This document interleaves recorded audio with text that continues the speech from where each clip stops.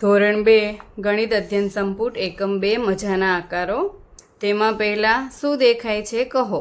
સમૂહ કાર્ય છે, તેમાં ગરબા મહોત્સવનું ચિત્ર છે. તેમાં સંગીતના વિવિધ સાધનો છે, તેના આધારે આપણે આકારોની સમજ મેળવવાની છે. પછી તેના આધારે પ્રશ્નોના જવાબ છે. ચિત્રમાં શું શું દેખાય છે? તો સંગીતના સાધનો છે, મીઠાઈ છે, તેની વાત કરવાની છે. માટલાનો આકાર કેવો છે? માટલાનો આકાર ગોળાકાર છે. ટેબલ પર થાળીમાં શું છે? ટેબલ પર થાળીમાં મીઠાઈ છે. ઢોલનો આકાર કેવો છે? ઢોલનો આકાર કેવો છે? તો કે નળાકાર. શરણાઈનો આકાર કેવો છે? તો કે શરણાઈનો આકાર શંકુ આકાર છે. આગળના પાના પર આપેલા ચિત્રમાંથી નીચે આપેલા આકાર જેવી વસ્તુ કે સાધનનું ચિત્ર દોરો. તો અહીંયા લંબઘન છે, તો અહીંયા લંબઘન છે. હાર્મોનિયમની પેટી હતી તો આપણે અહીંયા આપેલી છે. પછી ગોળાકાર, તો ગોળાકાર શું છે આમાં?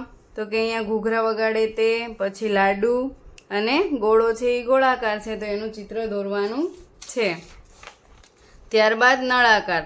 નળાકારમાં ઢોલક અને આમ છોકરીઓના હાથમાં જે દાંડિયા છે તે પણ નળાકાર કહેવાય. પછી સમઘન છે, તો સમઘનમાં અહીંયા જે પેટી છે તે સમઘન છે. પછી શંકુ આકાર, તો આ જે વાંસળી છે તે શંકુ આકારની છે. ત્યારબાદ ગરબા મહોત્સવમાંથી ઘરે આવી માહીએ વિવિધ વસ્તુઓના ચિત્ર દોર્યા. હવે તે સરખા આકારની વસ્તુને જોડવા પ્રયત્ન કરે છે, તો ચાલો આપણે પણ તેને જોડવામાં મદદ કરીએ. તો ઢોલ છે એ નળાકાર છે, તો નળાકાર શું છે બીજું? તો કે આ લાકડું છે એ નળાકાર છે. ત્યારબાદ પૃથ્વીનો ગોળો ગોળાકાર છે, તો સામે દડો છે એ ગોળાકાર છે. પછી કોન શંકુ આકાર અને સામે ટોપી છે એ શંકુ આકાર છે. પછી પાસો છે એ સમઘન છે, તો અહીંયા પેટી છે એ સમઘન છે. પછી અહીંયા બેગ છે એ લંબઘન છે, તો અહીંયા નોટબુક છે એ લંબઘન છે. તો આવી રીતે આકારની સમજ સાથે જોડકા જોડવાના છે. ત્યારબાદ અહીંયા પણ માહી અને મમતા શાળામાં શિક્ષક પાસે આકાર જાણવા જાય છે. શિક્ષક તેમને નળાકાર, શંકુ, લંબઘન, ગોળો, સમઘન જેવા આકારોના નામ બોલીને ઓળખ કરાવે છે. તો અહીંયા ડ્રમ છે, તો ડ્રમ છે એ નળાકાર છે, તો નળાકાર સાથે જોડીશું. પછી સામે નળાકારમાં અહીંયા દાંડિયા છે, તો એને જોડીશું. પછી શંકુ આકાર છે, તો શંકુ આકારમાં વાંસળી અને કોન. પછી લંબઘન છે, તો લંબઘન અહીંયા ચોપડી છે એ લંબઘન છે, અને સામે આ પેટી છે એ લંબઘન છે. પછી ગોળો, તો અહીંયા માટલું છે એ ગોળાકાર છે, અને અહીંયા લાડુઓ છે એ ગોળાકાર છે. પછી સમઘન, તો સમઘનમાં શું છે અહીંયા? તો કે સમઘનમાં આ પેટી છે, અને અહીંયા સમઘનમાં બરફનો ટુકડો છે. ત્યારબાદ શંકુ આકારમાં બેલનો ઉપરનો આકાર છે એ શંકુ જેવો લાગે છે, અને આ ટોપી છે એ શંકુ આકારની છે. હાર્મોનિયમનો આકાર કેવો છે? તો કે લંબઘન. આઈસ્ક્રીમના કોનનો આકાર કેવો છે? તો કે શંકુ આકાર. પછી ઉખાણા છે સામે. આકારમાં હું લંબઘન, ભૂસવું મારું કામ, પેન્સિલ મારો ભાઈબંધ, ઝટ બતાવો મારું નામ. તો શું આવશે અહીંયા? રબર. એક છેડો અણીવાળો, એક છેડો ચપટો, પાઇપ જેવો આકાર મારો, લખવું મારું કામ, તો કહો તમે મારું નામ. તો શું આવશે અહીંયા? પેન્સિલ. ન કોઈ ખૂણો ન કોઈ બાજુ, ચારે બાજુ છે ગોળ ગોળ, ગબડાવો તો ગબડું, દોસ્ત મારો બેટ, બોલો ભાઈ હું કોણ? તો શું આવશે? દડો. વર્ગખંડમાં જઈને બે મિત્રો માહી અને મમતા વસ્તુ એકઠી કરે છે. માહીએ ગોળાકાર અને શંકુ આકારની વસ્તુઓ અને મમતાએ સમઘન અને લંબઘન આકારની વસ્તુઓ ભેગી કરી છે. તે વસ્તુઓ નીચે છે. માહીએ ભેગી કરેલી વસ્તુ ઉપર સાચું કરો. તો માહીએ કઈ છે? ગોળાકાર અને શંકુ કરી છે.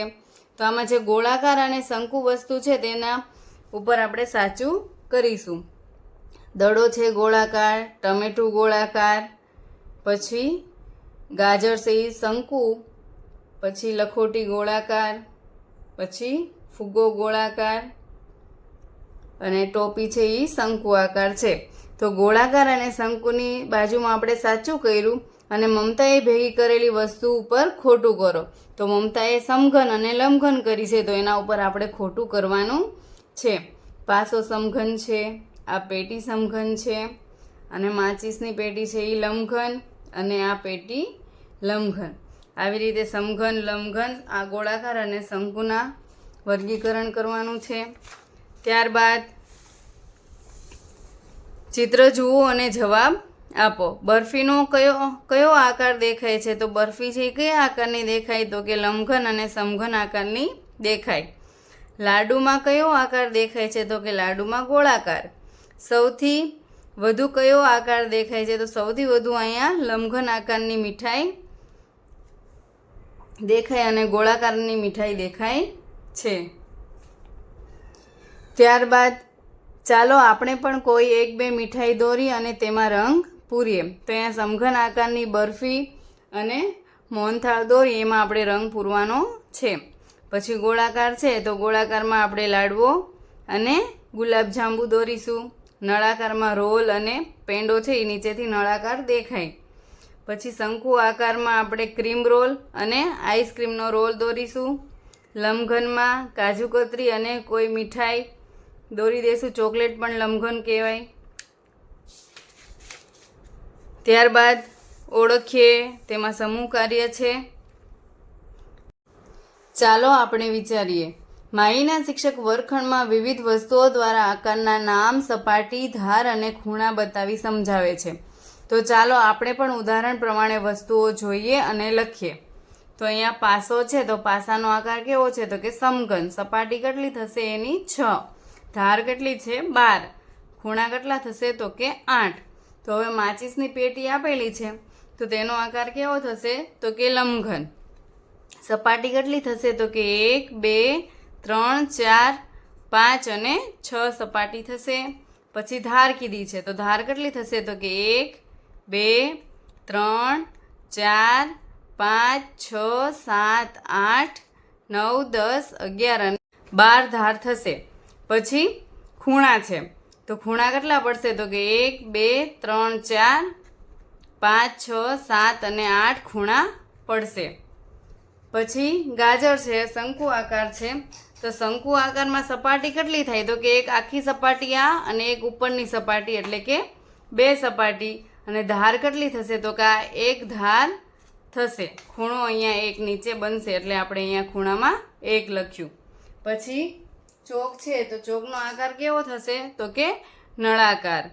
સપાટી કેટલી થશે? તો કે આખી એક ગોળ સપાટી, પછી બીજી અને ત્રીજી, આવી રીતે 3 સપાટી થશે. ધાર કેટલી થશે? તો કે એક ધાર અને આ બીજી ધાર, એવી રીતે 2 ધાર અને આમાં એક પણ ખૂણો થશે ને, એટલે આપણે અહીંયા 0 લખ્યો. પછી ગોળાકાર છે, બોલ છે એ ગોળાકાર. તો ગોળાકારની સપાટી આખી એક જ થાય.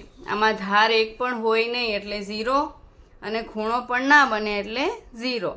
પછી કલરનું બોક્સ, તો કલરનું બોક્સ લંબઘન. જેવી રીતે આપણે માચીસમાં જેવી રીતે ધાર સપાટી ગણી, ધાર ગણી અને ખૂણા ગણ્યા, તે રીતે થશે. આઈસ્ક્રીમનો કોન છે, તેનો આકાર કેવો થશે? તો કે શંકુ આકાર. તેની સપાટી 2, એક ગોળ સપાટી અને એક ઉપરની સપાટી. ધાર 1 અને ખૂણા છે એ નીચે 1. ત્યારબાદ પાણીની બોટલ, જે રીતે આપણે ચોકમાં કર્યું તેવું પાણીની બોટલમાં. તો સપાટી કેટલી થશે? તો કે 3. ધાર કેટલી થશે? 2 અને ખૂણા એમાં એક પણ પડશે નહીં. ત્યારબાદ પ્રવૃત્તિ છે, જેમાં જૂથ કાર્ય કરવાનું છે. વિવિધ આકારો મૂકી તેની સપાટી, ધાર અને ખૂણાની સંખ્યા બતાવવા માટે વિદ્યાર્થીને કહેવાનું છે.